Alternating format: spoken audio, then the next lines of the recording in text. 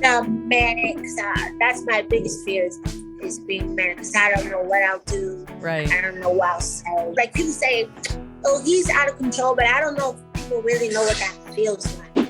Hi, I'm Mayim Bialik, and welcome to my breakdown. This is the place where we break things down, so you don't have to. It's Mayim Bialik's breakdown. She's gonna break it down for you, because you know she knows a thing or two. And now she's gonna break down. It's a breakdown. She's gonna break it down. We try to break things down.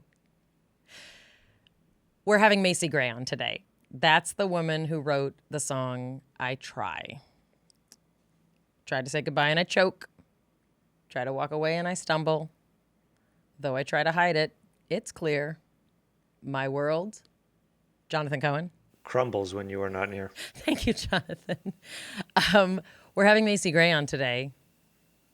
It's very exciting. I may appear to be free, but I'm you're just a prisoner of your love. You may seem all right and smile when I leave. But what are your smiles? They're just a front. Just a front. Macy Gray is obviously a phenomenal singer and songwriter. She's also an activist. She is no stranger to saying what needs to be said and acting on her words. She won the Grammy for Best Pop Vocal Performance in 2000 for I Try. She's also received 2 Brit Awards. She has a new album called The Reset, which is coming out summer 2022. And she also has been in a ton of movies, like really cool cameos and bits here and there. She's also has a very distinctive style, an exceptional voice. And we're going to specifically speak to her about her voice and the way that she uses it, both literally and figuratively. Jonathan, do we need to talk about anything before we introduce Macy Gray to the breakdown? Macy was on the move, so the audio quality is a little bit different than you're used to, but the content was amazing, so really interesting.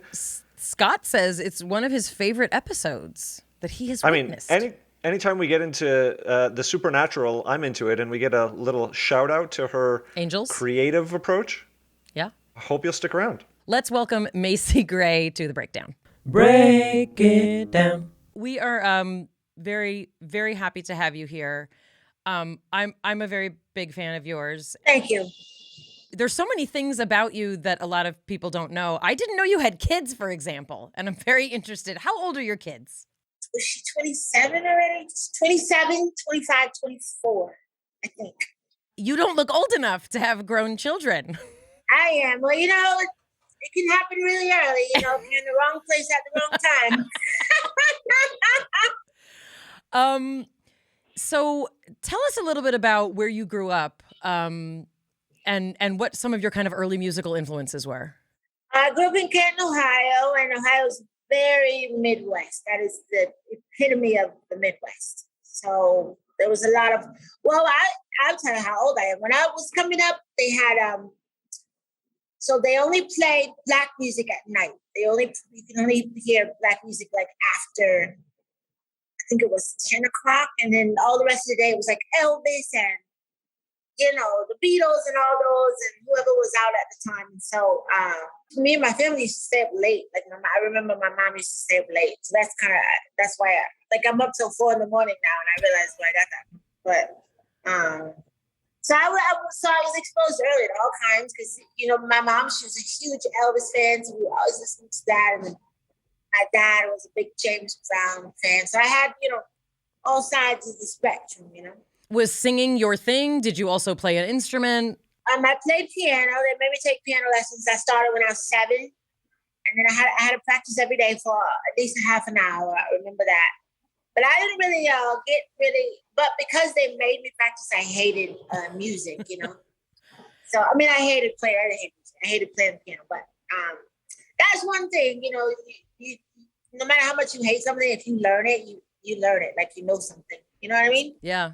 So, so I think that was kind of the beginning of it kind of being like set into my brain, but I didn't really get all into it until I went to college. I went to USC and I joined the band there when I was about 20. That's really when I started. It was a late bloomer.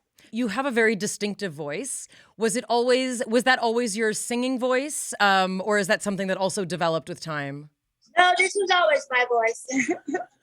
Unfortunate. But it's changed a little, since I've gotten a little bit older, booze and other things, affect your voice. So it's a little deeper than it used to be, but yeah, it's still kind of the same. Do you have siblings? I do. I have a brother and a sister, and then this same old as everybody. My dad has 2 other kids, blah blah blah. Got it. But I grew up with my brother and my sister. And were they musical as well? No.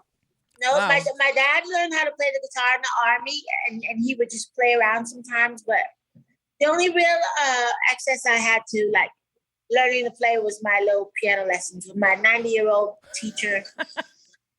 I had one of those. Her name was Mrs. Chappell. Yep. See, you know what I'm talking about. She had big hair, though. Her hair was always all swooped up and fancy. Oh, yeah. I had this I swear she was at least 80. And she was so boring, and I hated going over that. I taught piano for a little bit when I was in college and grad school. And I think kids must have thought I was 82. And I was 35, 30. Yeah. So you didn't study music at USC. You studied writing. Is that correct? Yes. So did you picture yourself as you were going to have a writing career? Was that something that you sort of were passionate about? And then, oh, by the way, you're this incredible musician.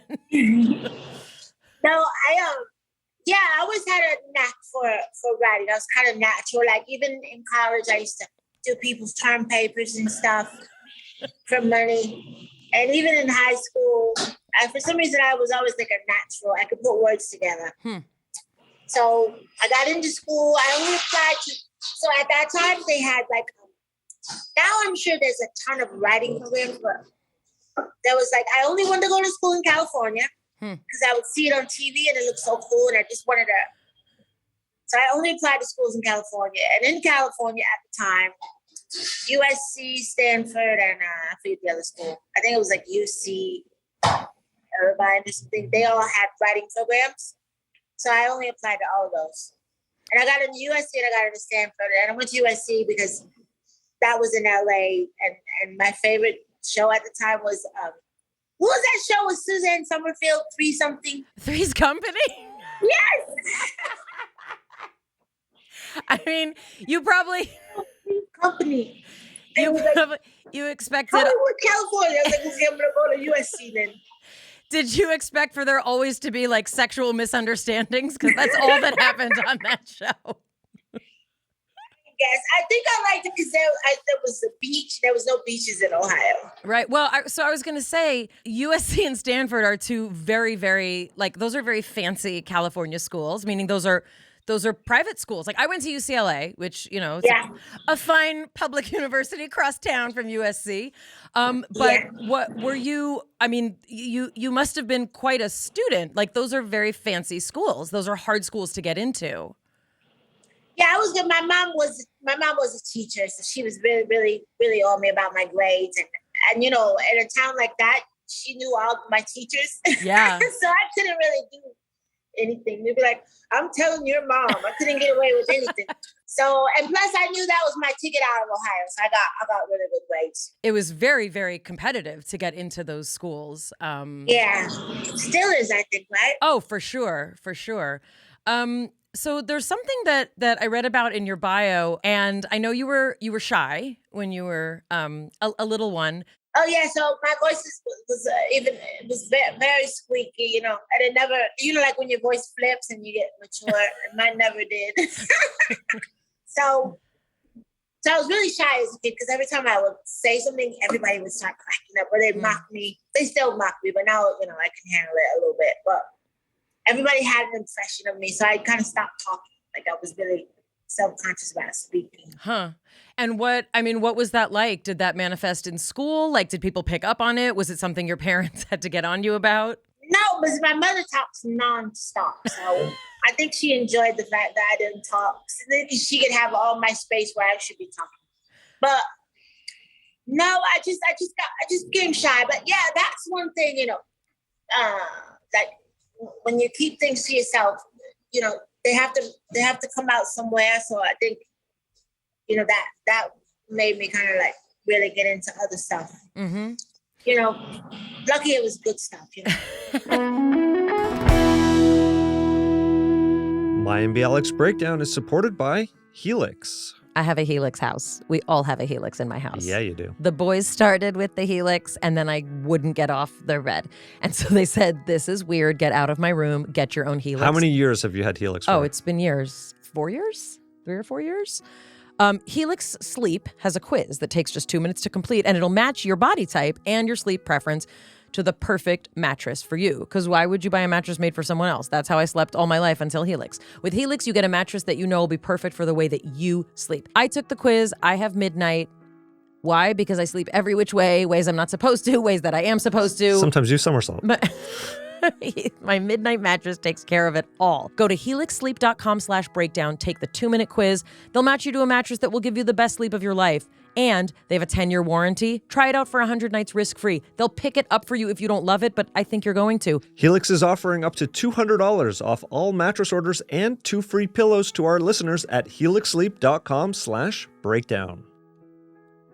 Mayim Bialik's Breakdown is supported by BetterHelp Online Therapy. You know, life is very overwhelming. A lot of our lives are so stressful, and they can cause burnout. Symptoms like lack of motivation, feeling helpless, feeling trapped, feeling detached from things going on, excessive fatigue.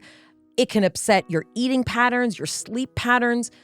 That's where BetterHelp Online Therapy wants to step in and remind you you have to prioritize yourself. BetterHelp is customized online therapy that offers video, phone, and even live chat sessions with your therapist. You don't have to see anyone on camera if you don't want to.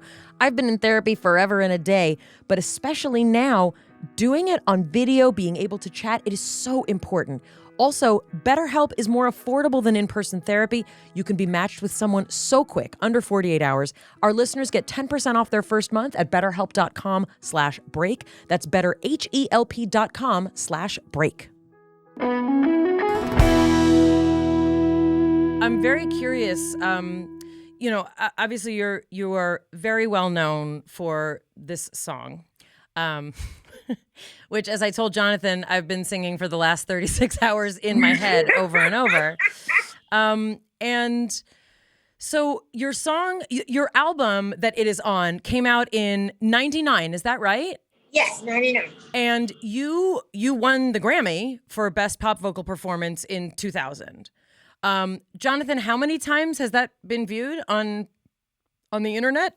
I did a little research just to remind myself of that video, and it has over 63 million views, wow, which is just like unbelievable. So Popular, well, yeah, I mean, that's in some circles. yeah. So I'm just going to go back in time a little bit. I'm a little bit older than Jonathan. When that song came out, I was in college. I was, how old was I? Let's do the math. Well, I was born in 75.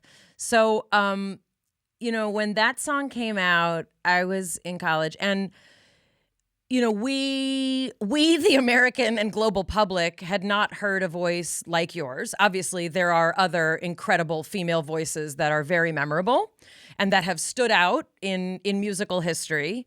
But there's a very, very specific sound that you had and created. When you do you write all your stuff? Is this do you write by yourself? Are there other people that write with you? No, I write all my lyrics, or most. Actually, I haven't written on that album that you're talking about. Like my first 3 albums, I wrote all my lyrics, and some songs I wrote. Like I wrote Caligula by myself. I tried on the piano, but my band at the time, they wrote the bridge. Got it. It goes, here is my confession. Yeah. May I be your possession. Burn and your touch. Love kisses and such. I could go on. Sorry. So I wrote the lyrics, but I didn't. They wrote the changes. I didn't. Okay, so this might be a dumb question, but I'm going to ask it anyway. When you write that song, like when you're just fiddling around and you're like, I'm going about my life, Is there like a special feeling you get that's like this song is going to, this is a significant single. This is a song that's going to do things that might change this album. Do you have that feeling, or it's just like, all right, I wrote this song, there's that song? No, you know what? At the time I wrote it, I was married at the time. I was with my ex-husband, and I'll never forget. We're in this little townhouse, 3 months behind on rent, and I'm sitting down, and we had like townhouses. They have 2 floors, 3 floors, whatever. So I'm down in the living room because we have been arguing all week, and he's upstairs in the bedroom watching the Knicks game because he's from Harlem. That's a man after my own heart. And it was a championship. And I'm downstairs and I'm writing I Try, and it's all about him. And I couldn't wait to, go sing it to him and show him how I really felt. And I go up and I sang to him, and he goes, "Shh, I'm watching the game." So I never thought that song was a big deal. Was that the moment you knew you were getting a divorce? Yeah, so even to this day, I'm like, why is that song such a big deal? But I think because I had that moment with him, it kind of changed everything. I mean, I wouldn't have known if it was a hit back then. Okay, well, I guess that's what I'm wondering. Like, for me, I'm an actor person, so like if I have to do a scene, like, I don't know, they make you do a bunch of takes and like they'll piece it together. But I feel like if I could write like you wrote that song, I'd be like, this is going to win a Grammy, people. This is it, yo. I just wrote a song that's going to be watched millions and millions of times. No, I didn't think that at all. I wasn't even signed, so I wasn't even thinking about stuff like that. Wow. And what was that writing process like for you? Did it all just like flow out of you, or was it tinkered and like little bits and pieces came over time? No, there was that. I had just learned a little bit of the guitar, and so I tried is D-A-E, and those were the only chords I knew. So I was just singing D-A-E, and it just, songs just come to you. I don't know. It's not really like I do know people that like get up and they make it a job. They get up at 10 and they write till 5. That's their process. Everybody has their own way that they get there. But I was just messing around. So you're just messing around. These lyrics, which are, iconic lyrics, they're burned into like millions and millions of people's memories. They just flow out of you, which is just a phenomenal thing to think about. Do you think that like you're accessing some other worldly force? Like, where do you think that comes from? It just float, like to have that stuff flow out of you like that. I don't know. It's like hitting the lottery, You see,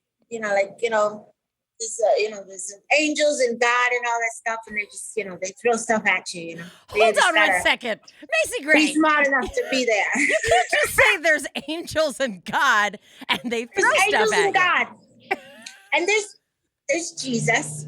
Okay. So Jonathan, go ahead. I want to flow. I want to go on this a little bit. So there's angels and gods, which I believe in, and you said that you sort of just have to be there to catch it. Do you think that it's a skill to catch it? Like you're good at listening and sort of going into that quiet space to listen for it? No, I do believe that. I think people get like little messages all day. You just miss a lot of them. You get like brilliant ideas. Like God is like, why don't you go try it this way? And then you're like, oh fuck, I gotta do this text right now. Or oh shit, I gotta smoke some weed. I can't talk to you right now. And you miss stuff, and then he gives it to somebody else. I know that sounds crazy, but that's really how I think things work. It doesn't sound crazy to us. I think you just found your people, in case you were looking. Okay. Okay. It makes more sense to me than it's totally random, because the listener has to still form it, and it has to still be interpreted through your understanding. It could be a feeling that you're being carried or given that then has to be interpreted down through you. So that makes sense to me. Here's the story. So I've been divorced for 10 years, and I have a 13 and a 16-year-old.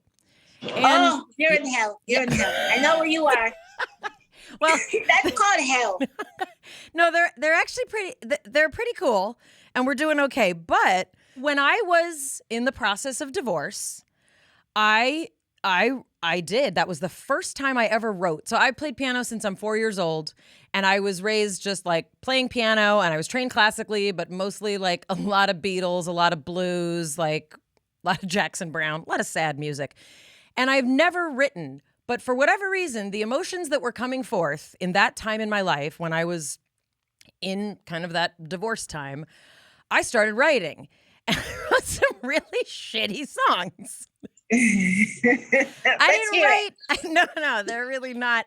They were meaningful to me, but clearly Macy Gray has something that I don't, is really the moral of the story. You wrote an album during COVID. I didn't do that. I started a podcast. Your album is The Reset, and it's releasing summer 2022. You said that you wrote this right in the thick of the pandemic. It was a good time to make an album. Everybody was emotive and expressing themselves. And there's a song called PTSD, which is a song about, you wrote how my country gave me PTSD. And I think many people can probably resonate with that. Were you planning on writing? Did it just sort of come out? Is there one sort of central theme that you felt, you were wanting to express with this album, or just the general madness of the pandemic?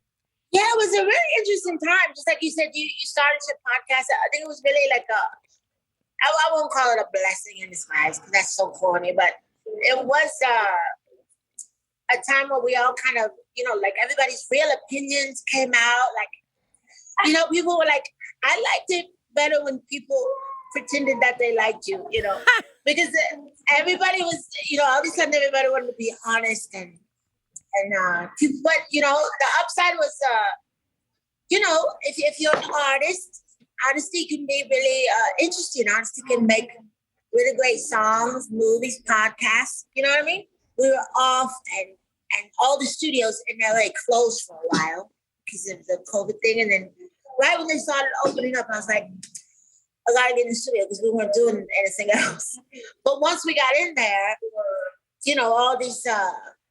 You're still in that moment, and the world is still kind of all around you. Even if you just want to write a stupid love song, like, I like fucking bitches, but the world is still, you still have it, the world is still on your shoulders, and you still have a lot to say. And so if you give in to that, you could probably come up with some really amazing stuff. And I think that's what happened to us, because we went in at a time and nobody really gave a shit about records or hits. So it was we just did our thing, and it came out really great. It's probably one of the best albums I ever heard. Even if it wasn't my album, I'd say I would. I don't know if there's any, kind of intersection between sort of your, I don't want to really call it political awareness because I think it's really just kind of humanity. You co-founded My Good, which is an organization you founded in 2020 that provides support to families who've lost a loved one to police violence. And this was my favorite part of this statement. I don't know why it makes me feel very emotional. It says, regardless of the circumstances, My Good provides emotional resources and financial support to families dealing with an impossible loss.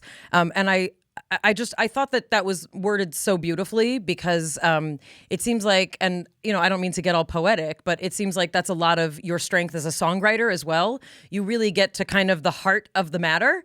And I thought even in this organization, like that's extremely important, that regardless of circumstances, when families are dealing with a loved one who has died because of police brutality, they need that support to get through grief. And I wonder, a lot of the reason that Jonathan and I started this podcast was, long ago, 2 and some years ago, the country was on fire, as it should be, over the treatment specifically of Black men. And it's something that many people felt very helpless about, as it was happening really all over and still is and has been for quite some time. But I'm curious if there's an intersection of that with your music, like if you feel motivated kind of by that messaging, or if it kind of is just all who Macy Gray is and whatever music comes out. No, that was really well, we're actually really working on that because that's just such an insane cause, because you can't, no matter how much money you give, you can't change the police system because it's so old boys and the union, and it's very protective. Like when they call it a gang, they are a real gang. But the whole, when we first started pitching the cause to people, a lot of people were like super pro police and blah blah blah, and people would get all upset about it. But that's what I was saying. It doesn't matter how you feel about the police system or if you're Republican or whatever. Some kid just got blown away and his mother doesn't understand. Even if and they would say, well, I remember when even people tried to justify George Floyd. Well, he was passing counterfeit money, but it doesn't matter. There's a mom who just lost her son, or he had a daughter, and people's hearts are broken, and so that's where we come in, because what I think most people miss is that you never see like a black dude in Beverly Hills getting shot. To me, it's a very economic situation. It's a very classist situation. And I'm sure, I think race does have something to do with it, but I think people don't realize if you do the numbers, most people, there's about 1,200 police shootings every year. Most of them are white. And I think that doesn't get said enough. And so people think it's a black problem, and then Black Lives Matter popped up and Al Sharpton, so people associate it with. But I think we get a lot further if everybody understands it's everybody's problem, and it's really to me it's economics. It's where you live, and just the reality that our system doesn't really give a shit about the people that live in those neighborhoods, and that's really what we need to deal with, So, so we started it. It's really hard. It's a hard pitch because, like I said, it happens to 1,200 people. Like if I say we're raising money to cure cancer, everybody's on that because we've all, either are affected by cancer or we all might get it one day, But if you say we support, people who've lost someone due to the police, and 99.9% of people don't know what that's like, and so it's really hard. But I'm enjoying the challenge, and we actually, what we might be close. We ran across this technical company, this data company. So did you see the movie Moneyball? No, I did not. Jonathan did. Yes, I've seen it. Okay, he's quite new. He saw it. So it's all about data. It's like you instead of going out and finding, the guy that's cool and hits a lot of home runs, you go out and do numbers, like on what days does he hit the most home runs and blah, blah, blah. So there's this company called Slalom, and they did that with San Francisco PD. And they got all these numbers. So it turns out there's data. There's like more people get shot on the weekends and more people get shot, blah, blah, blah. So I think that if we can present like that there's a system to it, and people could get it, and then you could start to fix it. Because everybody gets numbers. No matter how you feel about the police or race or whatever, it doesn't help anything when someone dies, or is murdered by a policeman. It doesn't do anything for any of us, So the idea is to minimize it, and maybe stop it altogether. That's the goal. I really appreciate you not only starting this organization, but also speaking so freely about it. It's something we do talk about here. Mayim Bialik's Breakdown is supported by Athletic Greens. We are big fans of Athletic Greens for everyday use. I started taking Athletic Greens because all of me needed more help. Gut health, immune help. I needed all the things. What is Athletic Greens? Well, one scoop of Athletic Greens gives you 75 high-quality vitamins, minerals, whole food source superfoods, probiotics, and adaptogens. They help you start your day right.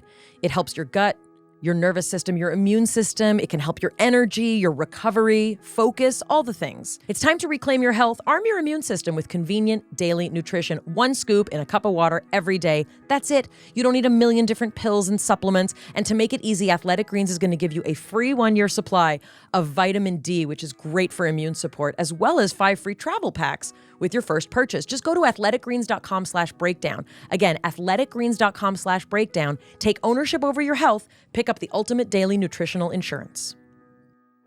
Mayim Bialik's Breakdown is supported by Splendid Spoon. My days are very busy, and it is very time-consuming to cook every single day, especially after a long day of work. Let's get straight to the good part. Let's find great meals that require no prep.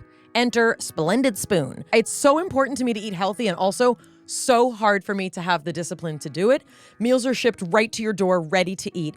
You just lift a finger, press start on your microwave. Splendid Spoon fits into any schedule, and there's a meal plan for everyone. And they're all customizable, so you get what you want every time. They make clean, delicious food with real ingredients, real spices.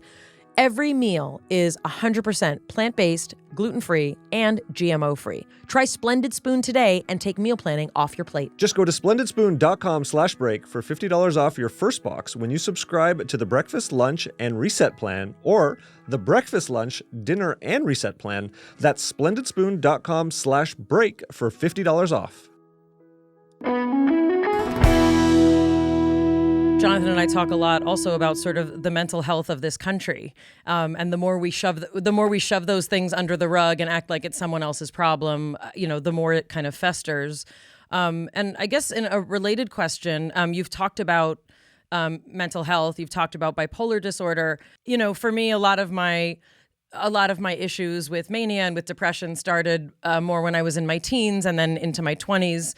But I remember having a childhood of a lot of anxiety and just feeling like things were unpredictable. My father of blessed memory was bipolar. So I grew up in a home with a lot of, we didn't talk about it. And it was just that's the way he is. And it wasn't until later that he received a diagnosis. And so I'm just curious kind of what reflections you have about when you first noticed that you processed emotions differently. For me, it was almost always related to some romantic interlude.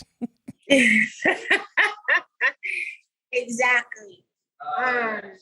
Well, I wasn't diagnosed till I was in school, and I had a little incident, and I had to go to the hospital, and then that's where they figured out I had a little issue. But I think there was a time in history where people didn't if you were just a little off, everybody just thought you were a little off, or if you did crazy shit, it was, he's just crazy, or they always resort to, he must be on drugs, Mm-hmm.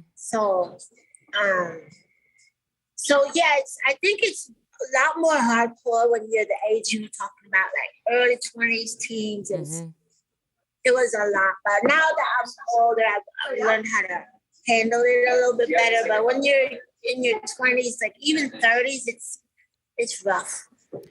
What's harder for you historically, the depression side or the manic side? The manic side. That's my biggest fear is being manic, because I don't know what I'll do. Right. I don't know what I'll say. I don't know if people say, he's out of control, but I don't know if people really know what that feels like, to not have any say over what you're about to do or understand it after it happens. Yeah. When people talk to you about it, and half of it you don't even remember, and you're so fucked up you don't even think you did anything wrong anyway. So that's the scary. It's not, it's all scary, but that's I stopped taking the medication, but before I only took it so I wouldn't get mad. Right. When I would just do the craziest, stupidest shit. So what's it like for you? What other things do you do? Do you meditate? Do you exercise? Do you like therapy? Do you just do music? What do you feel kind of helps keep you even? I don't know, honestly. I've read a lot of books about it, how people, you can go your whole life and be I don't know, schizophrenic, right, personality disorder, and never know it. Mm-hmm. Because whenever you feel down, you have a drink, or God forbid you do other stuff, So I think I did that for a long time and didn't even realize it. But then I stopped doing that. So I don't know what evened me out. I think I just grew up a little bit. That helped. And I think my doctor did tell me as you get older, it wears a little bit. Mm-hmm. It's not like it's your hardest times are your 20s. Right. And are you a religious person? Like, do you have a deep faith? Like, does that sort of also help in any way? I believe in God. I'm not into religion because a lot of it doesn't make any sense to me. But I do have my own little talks with God. Me and him are like this. Good. It's very important. Yeah. Well, it was really lovely to talk to you. Would you be up for doing a little rapid fire before we let you go? Okay. All right. Here's rapid fire breakdown style with Macy Gray. What was your mother write about? Was my mother right about? She's right about my ex-husband. What was your father write about? My ex-husband. Never date a Knicks fan. Hey! Location that promotes your best mental health. Poker. Just any poker game?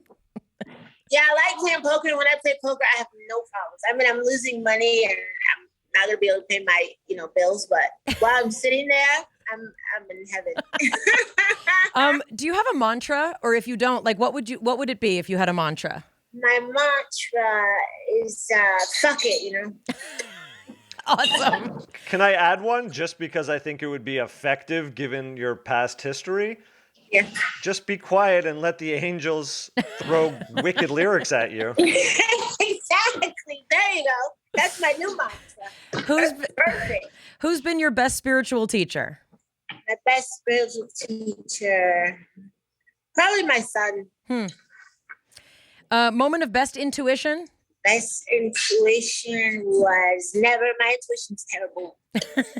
Who are you most competitive with? Oh, I hate to be corny and say myself, but it would be myself. Macy Gray, thank you so much for talking to us. We wish you all the best with the new album and all the good things. And you're just really, really awesome. And thank you so much. Thank you, guys. I had fun. All right. Have a good one. You like the lyrics to that song, Jonathan. You're not like a lyrics person like I am. Like, by lyrics person, you mean I don't have every song I've ever heard memorized? Pretty much. Word for word? Well, for some people, music's important. And for some people, lyrics are important. And for some people, both. And I'm Do you ever just get up on stage at karaoke and turn off the karaoke machine because you already know all the... Never done karaoke. I've done it... Okay, but you're not a singer. No, I'm not. Like, I'm a singer who doesn't do karaoke. I've done it once but it was a private room. This is actually one of my great regrets. I do not have the ability to let loose like that. I mean, I would sing my heart out if I could. And what if I'm sure I think I sound better than I actually am. And then it's on the internet and then like my publicist has to deal with it. And like, was she drunk? Probably. You'll know because the next day she'll have a rash. That's a weird thing to say if people don't know that I actually am allergic to alcohol. 2 years ago, Mayim started to get allergic after 2 sips of wine. She just had a reaction and her body was like, no more. Sometimes 1 sip of beer would do it. What I didn't get to tell Macy Gray.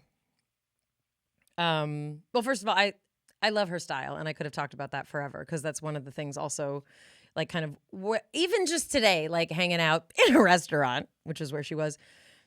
She had this like awesome necklace. And I was like, why don't I have that necklace?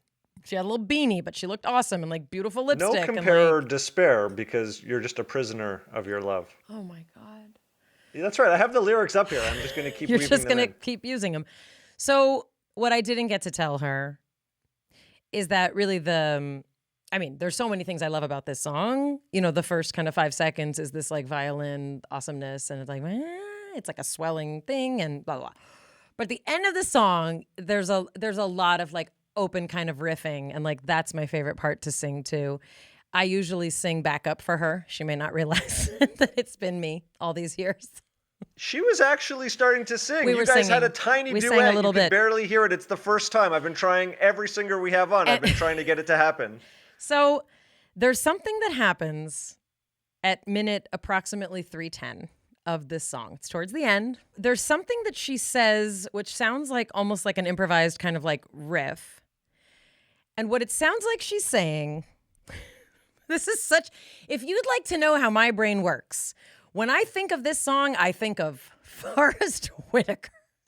Forrest Whitaker's in a movie called Ghost Dog, which is a really, really excellent film. Looking it up. The reason that I think of Forrest Whitaker and the movie Ghost Dog is because The Way of the Samurai is the that's right. title. Because what it sounds like Macy Gray is saying at approximately 3:10 is Shadow Dog.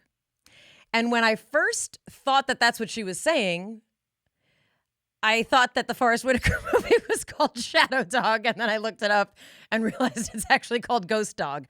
But the association in my mind is still there. I'm going to play this, okay? Just everybody listen.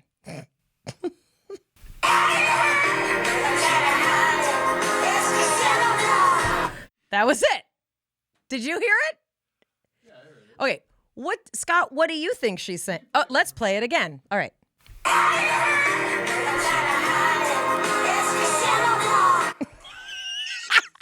Now, it sounds like she's saying Shadow Dog. It does sound like she's saying Shadow Dog. Anyway. Let's play a quick game. What do you think the most popular, remembered, or known lyric is of that song? Here are the choices. Oh.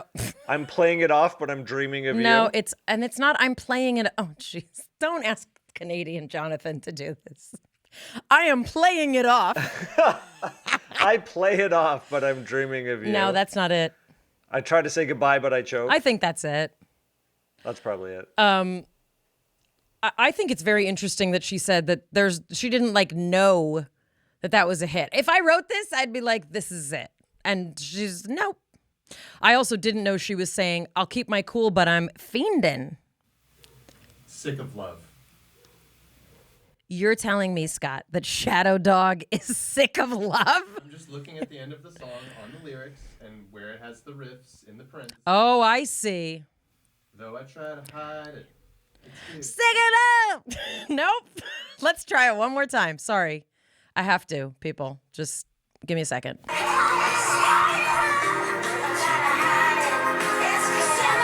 Wow. That's a brain twister. It's like that internet test that went around. Is the dress... Like, what do you hear, Yanni or Lori? No, it's also like the dress. Black and yellow versus, as I call it, black and yellow versus blue and white. She writes in the same way that your mother paints. The angels just deliver her messages. And God. And also Jesus. That's a deep throwback to a Bevisode where she talks about her painting. I think my new job here is just to link what happens in current episodes to past episodes. One thing I will say about our conversation about bipolar disorder, and I completely respect, whatever sense of privacy she would like to have about it, which is, completely, that's her decision to make. But, what she did say is that she had a significant episode, and that she was in the hospital. And I think something, that really touched me was when she talked about her fear. And specifically her fear of being manic. And, there's two main kinds of bipolar disorder, bipolar 1, bipolar 2. And in bipolar 1, you typically have, and I'm not diagnosing her, but in bipolar 1, you typically have more, I don't know if extreme is the right word. It's probably clinically not the right word, but bipolar 1 is characterized by depression and mania. Bipolar 2 is characterized by hypomania and deeper depressive episodes. So, for example, the rates of suicide are higher in bipolar 2 than bipolar 1, but the rates of, manic behaviors and things like excessive spending, sexual interactions that you might not normally have, maxing out credit cards, that typically happens more in bipolar 1. But there's absolutely an out-of-bodiness that comes with mania, and I think that's part of what she was kind of talking about, in terms of that fear of not knowing what you're going to say or how you're going to act. And for me, who's more of the hypomanic variety, a lot of the anxiety I have around that is they call it manic irritability. that being manic isn't all like sunshine and fun things and feeling amazing and creative and like you're receiving messages from the universe. It also feels like, why does no one understand what I'm thinking as fast as I'm thinking it? And why doesn't everyone understand what needs to happen? And it's as if like you want people to be inside your head, but one of the features, of mania is, thoughts coming faster than even you can process them. So, for me, I tend to fear depression more because my mania has never gotten to the point, let's say, like she was describing, and I hope it never does.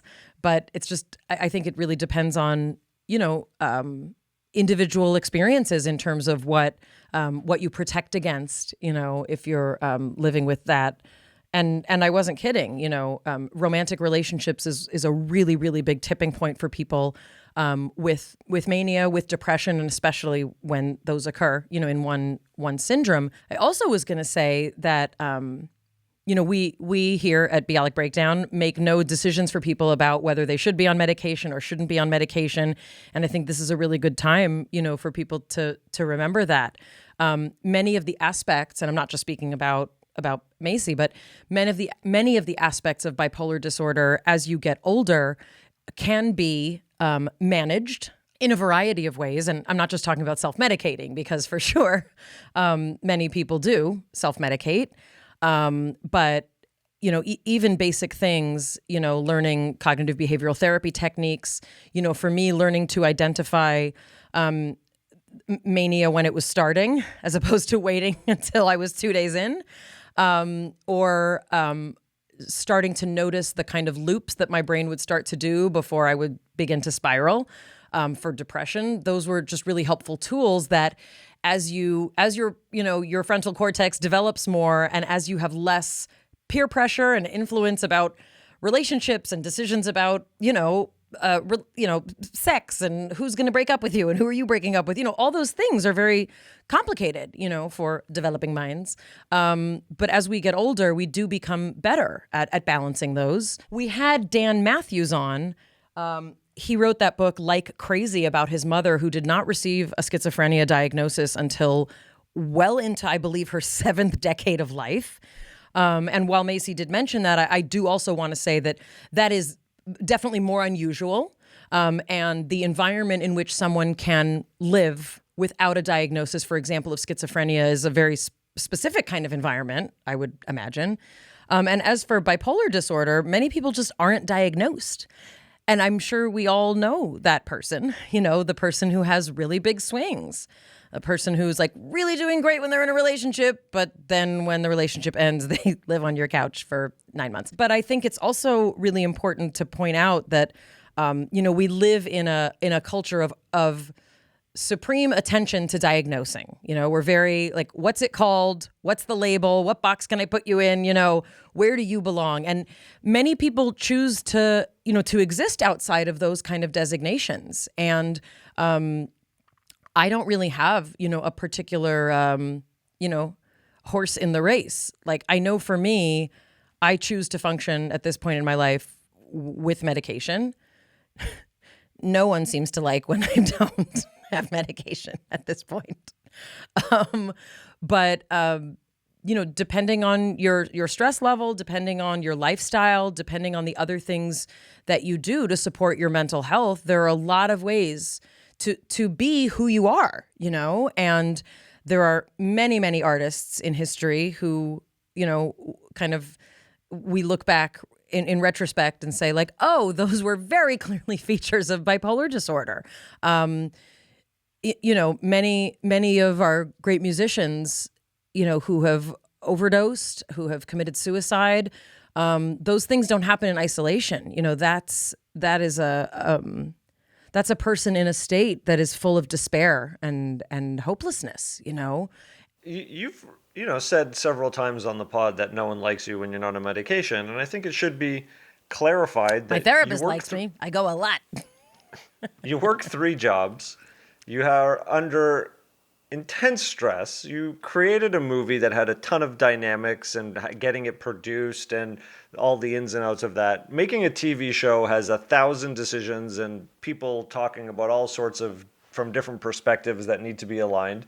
Like, for you to say that doesn't equate to the number of pressures and variables that are in your life that you're juggling, and to say, what would your life look like? What support would you need if your life was, simplified in a different way? First of all, I do appreciate the acknowledgement of I do live a particular lifestyle that's very intense. It has a lot of pressure, and I am a divorced mom and all those things.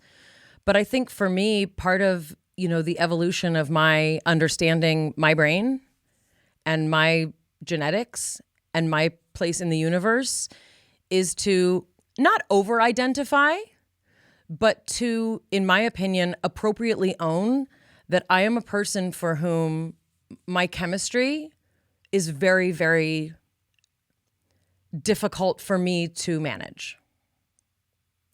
And I think, and the reason that I'm sort of, respectfully, kind of disagreeing with your assessment is that, and you may believe this, and that's your prerogative, for so long I fought, I fought like, oh, it's because of this. It's because of that. It's because of school. It's because I'm not pretty. It's because I'm not this. And while I'd like to believe that if you put me in an ashram and I had no stress and no pressure and someone cooked for me all day and I could like do yoga and meditate and not read the newspaper, I think I might be able, for me, I might be able to function.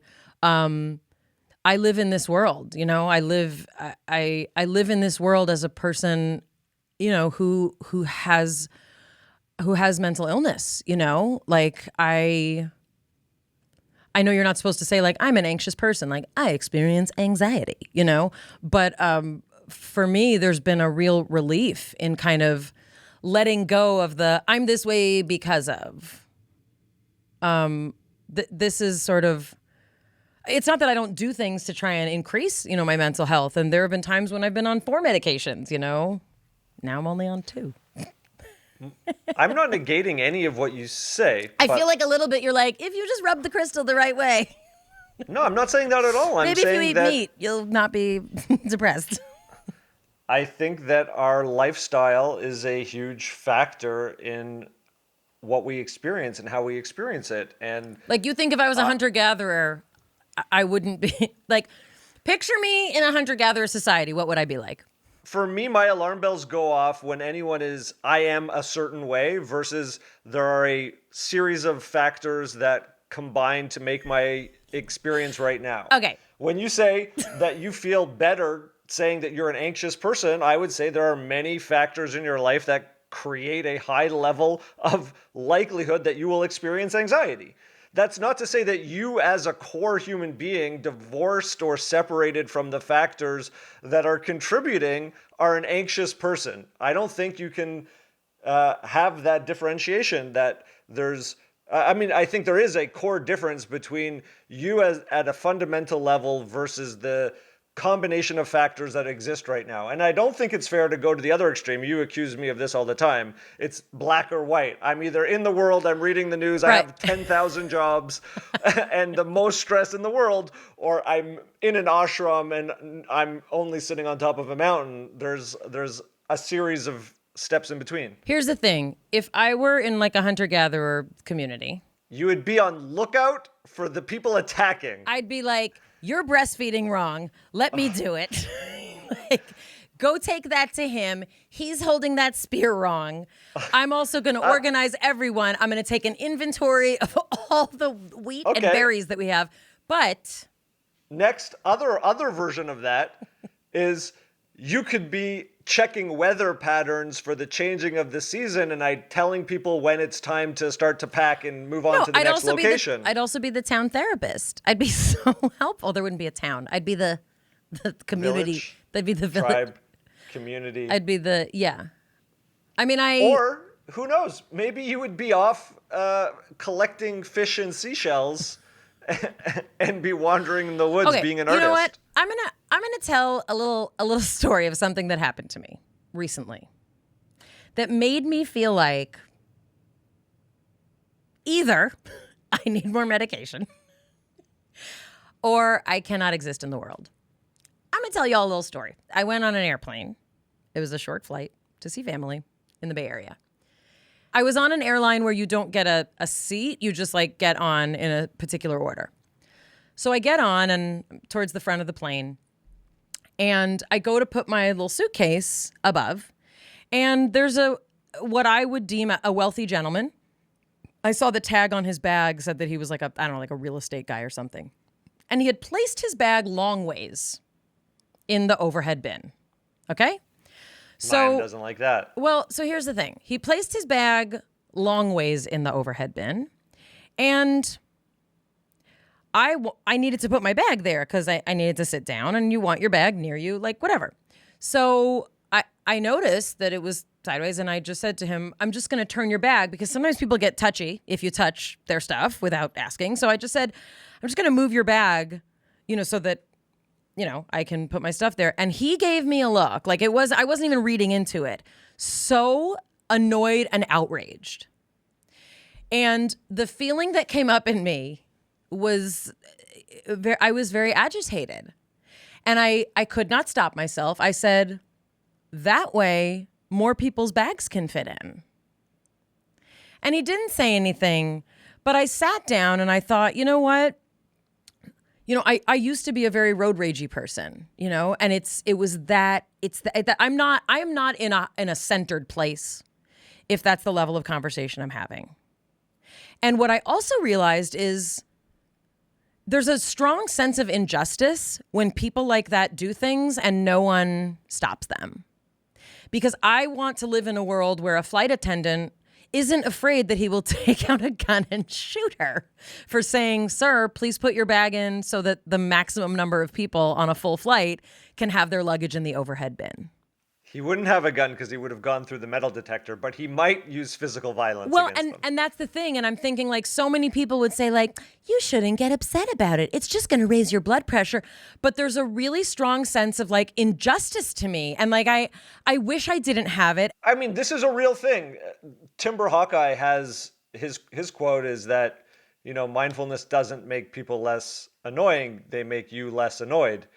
And it is one of the great practices of our time to not look around and say why everyone is wrong and everyone is doing it wrong and everything is frustrating. I totally understand.